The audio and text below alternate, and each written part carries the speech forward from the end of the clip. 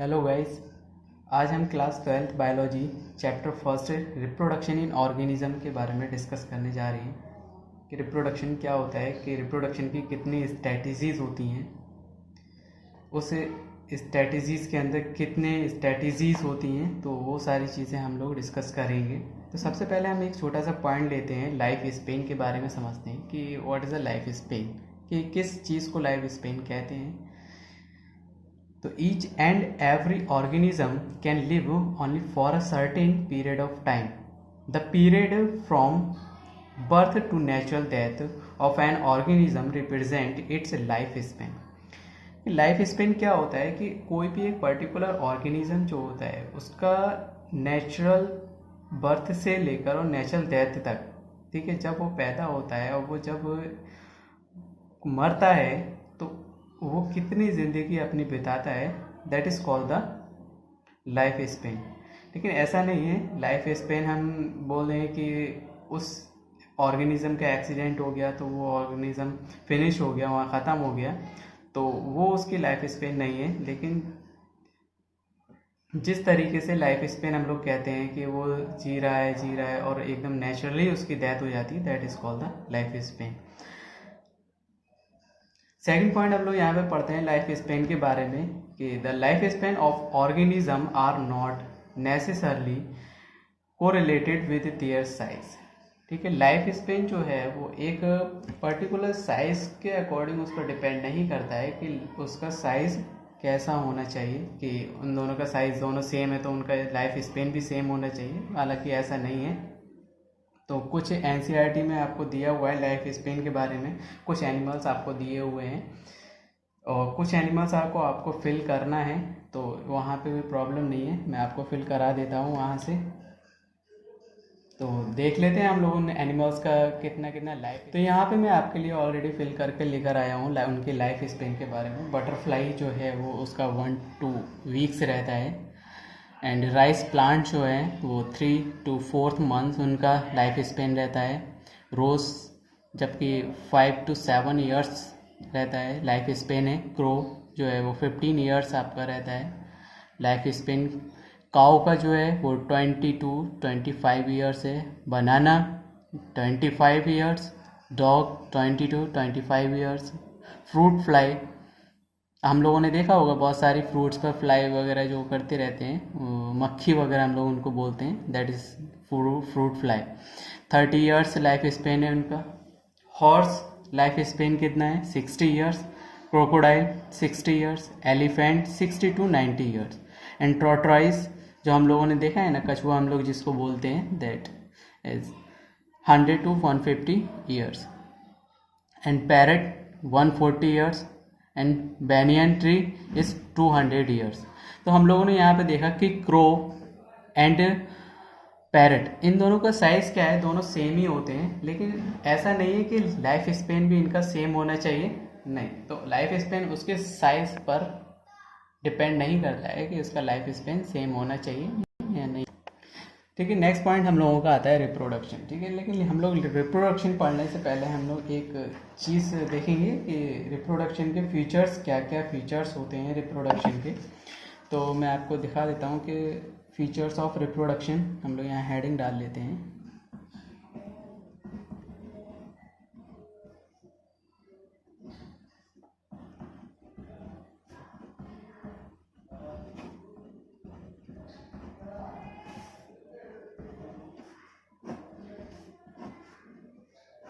Features of reproduction. ठीक है, features of reproduction क्या क्या हैं तो हम लोग यहाँ देख लेते हैं। सबसे पहला फर्स्ट है replication of DNA.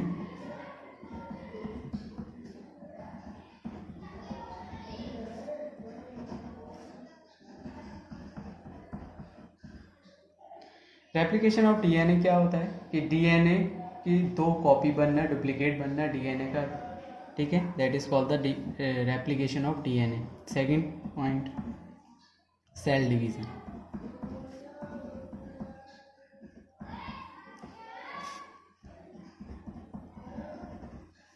Cell division, तो यहाँ सेल डिवीजन होता है, तो 2 तरीके से सेल डिवीजन होता है, तो हम लोग देख लेते हैं। फर्स्ट इज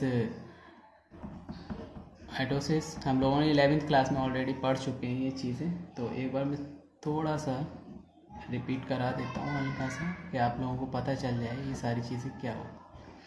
एंड मियोसिस, ठीक है।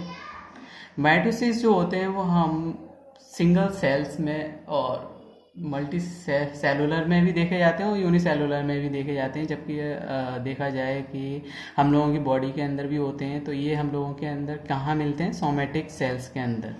सोमेटिक सेल्स आप लोग बता सकते हो क्या होता है सोमेटिक सेल्स? आप लोगों को 11th क्लास में पढ़ाया था सोमेटिक सेल्स क्या होते हैं। सोमेटिक सेल्स जल्दी से बताओ। सोमेटिक सेल्स उनको बोलते हैं जो हमारी बॉडी के पूरे पार्ट जितने सेल्स के होते हैं विदाउट स्पर्म एंड ओवल्स, ठीक है। एग और स्पर्म को छोड़कर हमारी बॉडी में जितने भी सेल्स आते हैं that is called the somatic cells. Meiosis के अंदर हम लोगों ने पढ़ा था कि मियोसिस फर्स्ट होता है, मियोसिस सेकंड होता है, हम लोग पढ़ चुके हैं। मियोसिस फर्स्ट होता है एंड मियोसिस सेकंड होता है। तो मियोसिस फर्स्ट के अंदर हम लोग पढ़ चुके हैं, प्रोफेस आता है, मेटाफेस आता है, एनाफेस आता है, टेलोफेस आता है, फर्स्ट एंड फिर से सेकंड आता है। तो ये सारी चीज़ें हम डिस्कस करने जा रहे हैं। तो किस तरीके से होता है एक बार देख लेते हैं। मियोसिस एंड माइटोसिस में क्या क्या फ़र्क है एक बार देख लेते हैं हम लोग। तो इधर हेडिंग डाल लेते हैं हम लोग, माइटोसिस एंड मियोसिस, ठीक है। मियोसिस डिवीजन मैं बताना भूल गया आपको कि कहाँ देखा जाता है, कहाँ आपको मिलेगा देखने के लिए। यह आपको मिलेगा रिप्रोडक्टिव पार्ट में,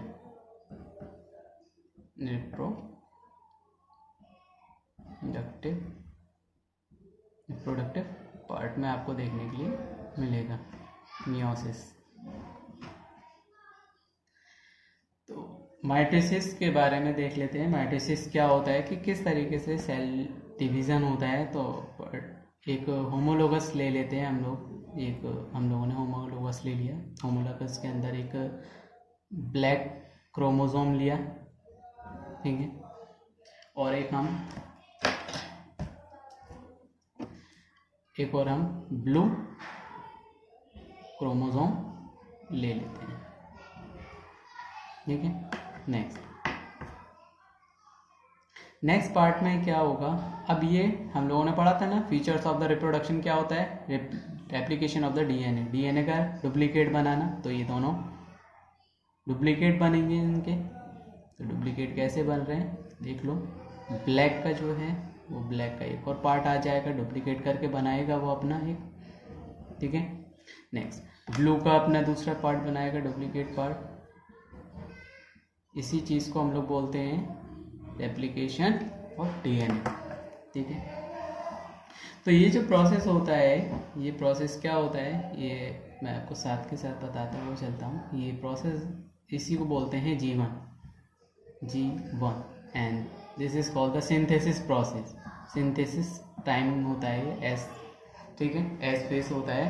तो ये क्या करता है, या इस टाइम अपने आप को सिंथेसिस करने के लिए सिंथेसिस करता है, और फिर सिंथेसिस करने के बाद आपका G2 फेस आता है। G2 फेस में क्या होता है देख लेते हैं। ये क्या करेगा, अब इसको दो पार्टों में डिवाइड कर लेता है ये अपने आप को।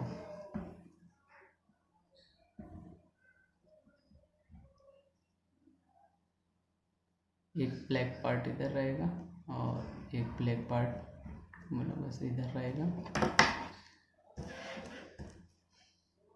नेक्स्ट ब्लू पार्ट इधर रहेगा एक, और एक ब्लू पार्ट इधर रहेगा, ठीक है। नेक्स्ट टाइम इसी को बोलते हैं G2।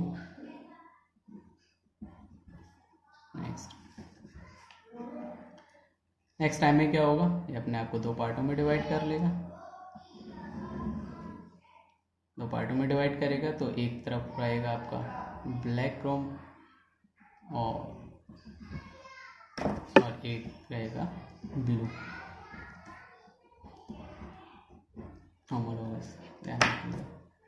तो इसी पार्ट को बोलते हैं एम फेस, ठीक है, एम फेस। फेज बोलते हैं, एम फेज लास्ट फेज होता है और ये आपका डिवाइड हो जाता है।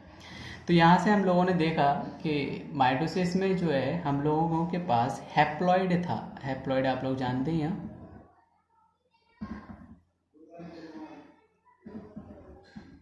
हैप्लॉइड था, ठीक है। हैप्लॉइड मतलब 2n मतलब 2 क्रोमोसोम, 23 पेयर्स होते हैं, नहीं होते हैं, 46 हो जाता है, that is called the haploid, sorry diploid.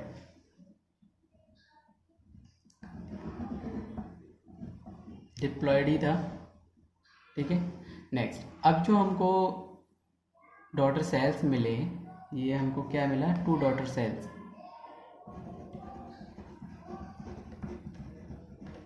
2 daughter cells ये हम लोगों को मिले। डॉटर सेल्स हम लोगों को जो मिले हैं वो कैसे मिले हैं, वो भी डिप्लॉइड मिले हैं, वो भी डिप्लॉइड मिले हैं हम लोगों को 2 डॉटर सेल्स, ठीक है। तो इसी प्रोसेस को बोलते हैं माइटोसिस। माइटोसिस में क्या होता है, गैमेट्स का फॉर्मेशन नहीं होता है, फर्टिलाइजेशन नहीं होता है, ठीक है। सिंपली अपना ब्रेक कर लेता है, होमोलोगस बनाता है और डिप्लॉइड से ही हम लोगों को डिप्लॉइड सेल्स मिल जाते हैं, ठीक है। अब ये माइटोसिस जो है हमको सोमेटिक सेल्स के अंदर भी देखने के लिए मिलेगा और जो सिंगल सेल्स होते हैं उसमें भी देखने के लिए मिलेगा। अब बात करते हैं हम लोग मियोसिस की, कि मियोसिस क्या होता है, कि किस तरीके से होता है। कि मियोसिस का होमोलोगस ले लेते हैं, ठीक है। एक हम लोगों ने लिया ब्लैक और एक हम ले लेते हैं ब्लू होमोलोगस, ठीक है। नेक्स्ट टाइम क्या होगा, डीएनए रेप्लिकेशन होगा, कॉपी बनाएगा डीएनए, ठीक है। इन्हें एक ब्लैक अपना कॉपी बनाएगा और एक ब्लू अपना कॉपी बना लेगा। नेक्स्ट है मियोसिस में क्या होता है, ये समझने वाली चीज़ है कि मियोसिस में क्या होता है कि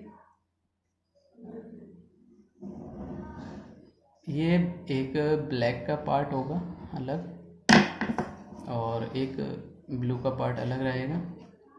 अब इसमें क्या होगा, इसमें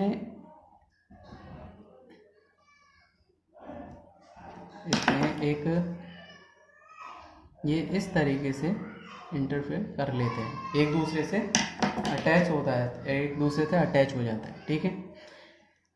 अब क्या होता है, एक ब्लू और ब्लैक में अटैच हो जाता है, तो जब ये सेल डिवीज़न का टाइम आता है तो ये दो एक दूसरे से हटते हैं। तो हटते टाइम क्या होता है, तो देख लेते हैं। हटते टाइम क्या होता है कि ये पार्ट जो है 2 पार्टों में डिवाइड हो जाएगा। सेम तरीके से 2 पार्टों में डिवाइड होगा तो एक ब्लैक पार्ट आएगा, ठीक है, एक ब्लैक पार्ट आएगा और एक इधर ब्लैक पार्ट आएगा।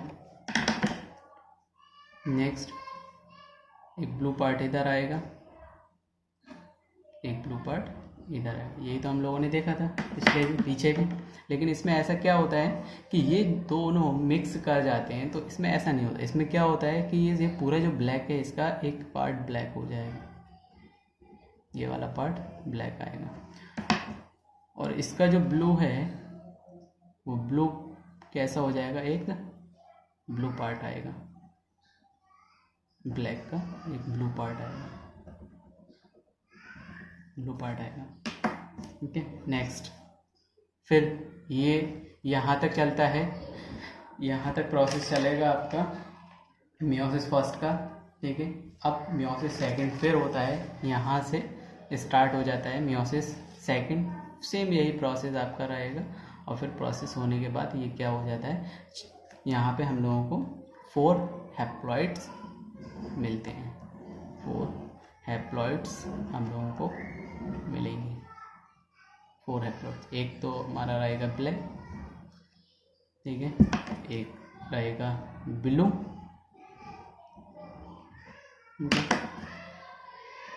एक रहेगा ब्लैक एंड ब्लू, का मिक्स रहेगा, ब्लैक एंड ब्लू का मिक्स, और एक रहेगा ब्लू एंड ब्लैक का मिक्स, ठीक है, यही होता है।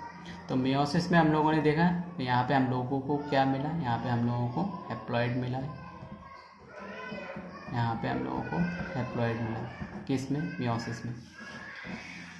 और हम लोगों ने लिया क्या था, टू एंड मतलब डिप्लॉइड, टू एंड मतलब डिप्लॉइड, जिसमें 46 क्रोमोसोम मतलब 23 पेयर्स क्रोमोसोम के रहते हैं, डिप्लॉइड, ठीक है। तो यही फ़र्क होता है माइटोसिस और मियोसिस का, कि माइटोसिस में डिप्लॉइड यूज़ करके डिप्लॉइड ही बनाता है, ठीक है, जबकि मियोसिस में क्या होता है, मियोसिस में डिप्लॉइड यूज़ करके हैप्लॉइड बनाता है, ठीक है। और ये मियोसिस कहाँ देखा जाता है, मैंने आपको पहले बताया था, रिप्रोडक्टिव पार्ट में देखने के लिए आपको मिलेगा मियोसिस, और माइटोसिस आपका सोमेटिक सेल्स में और सिंगल सेल्स में आपको देखने के लिए मिलेगा।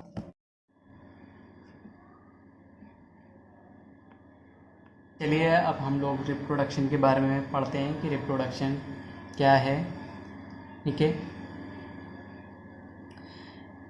It is defined as a biological process, ठीक है। पहली चीज़ उसने बता दिया कि ये क्या है, बायोलॉजिकल प्रोसेस है, ठीक है, in which an organism gives rise to young one, ठीक है, जिसको हम लोग ऑफ स्प्रिंग भी बोलते हैं, सिमिलर टू इटसेल्फ। इसमें क्या होता है, इस प्रोसेस में क्या होता है कि कोई भी एक ऑर्गेनिज्म है वो अपने जैसे को और अपने ऑफ स्प्रिंग को राइज करता है, और बिल्कुल सेम अपने जैसा, ठीक है। नेक्स्ट पॉइंट, तो यहाँ से हम लोग कह सकते हैं कि रिप्रोडक्शन क्या है, व्हाट इज़ अ रिप्रोडक्शन, कि एबिलिटी टू प्रोक्रिएट, ठीक है, प्रोक्रिएट करने की एबिलिटी रखना, ठीक है।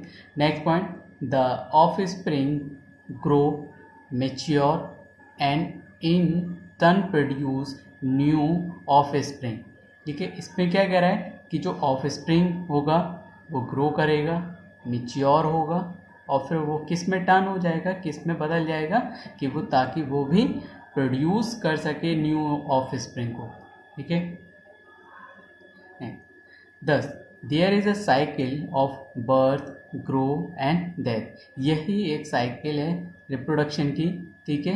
इसमें क्या होता है, बर्थ होती है, ग्रोथ होती है, ठीक है, और फिर वो डेथ हो जाता है। इसी तरीके से ये साइकिल चलती रहती है। Reproduction enables the continuity of the species generation after generation, ठीक है। तो ऐसी कौन सी चीज़ है जो जनरेशन टू जनरेशन को अपनी स्पीसीज़ को कंटिन्यू रखती है, ठीक है। क्वेश्चन बहुत सारा पुटअप होता है, यहाँ से क्वेश्चन पुटअप होता है कि ऐसी कौन सी चीज़ है, ऐसी कौन सी चीज़ है जो जनरेशन टू जनरेशन अपने स्पीसीज़ को कंटिन्यू रखती है, ठीक है, that is called the reproduction. Reproduction enables the continuity of the species generation after generation. Reproduction is a fundamental features of all knowns life, हम लोग 11th क्लास में पढ़ चुके हैं कि रिप्रोडक्शन नॉट डिफाइंड फीचर्स है, ठीक है। तो किसी भी ऑर्गेनिज्म को लिव करने के लिए रिप्रोडक्शन करना ज़रूरी नहीं है। There is a large diversity in the biological world and each organism have evolve its own mechanism to multiply and produce offspring. तो कोई भी एक ऑर्गेनिज्म ने क्या क्या तरीका अपनाया कि वो कहाँ कहाँ रह कर किस तरीके से वो प्रोड्यूस कर सके अपने ऑफ स्प्रिंग को। द ऑर्गेनिज्म हैबिटेट्स, ठीक है, तो क्या क्या उन्होंने देखा कि हैबिटेट कैसा है, ठीक है। एक्वेटिक है या टेरेस्ट्रियल है, एक्वेटिक है तो मैरीन है या फ्रेश वाटर है, ठीक है। तो इंटरनल फिजियोलॉजी मतलब उसका बॉडी वर्क मैकेनिज्म कैसा है, ठीक है। सेवरल एंड अदर फैक्टर, और कुछ दूसरे फैक्टर भी उन्होंने देखे, are collectively responsible for how it reproduce, कि वो किस तरीके से रिप्रोड्यूस कर सके, ठीक है। तो क्वेश्चन यहाँ से पुटअप होता है कि कौन कौन से फैक्टर्स हैं जो रिप्रोड्यूस करने के लिए उनका हेल्प करते हैं, तो ऑर्गेनिजम्स हैबिटेट कैसा होना चाहिए उसका, ठीक है। इट्स इंटरनल फिजियोलॉजी कैसी होनी चाहिए, बॉडी वर्क मैकेनिज्म कैसा होना चाहिए। Based on whether there is a participation of one organism और two in the process of the reproduction, it is of two types, ठीक है।